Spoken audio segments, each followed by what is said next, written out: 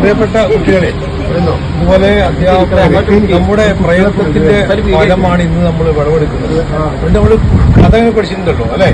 അതായത് പ്രയത്നത്തിന്റെ ഫലമെടുക്കുക എന്നുള്ളത് അപ്പൊ നമ്മുടെ വിയർപ്പിന്റെ ഒരു വില കൂടിയാണ്. അപ്പൊ ഇതിന് പിന്നിൽ പ്രവർത്തിച്ച നിങ്ങളെല്ലാവരെയും ഞാൻ ഒറ്റ വാക്കിൽ ആശംസിക്കുകയാണ്. നമ്മുടെ ആദ്യത്തെ വേള അല്ലെ ദൈവനാമത്തിൽ നമ്മൾ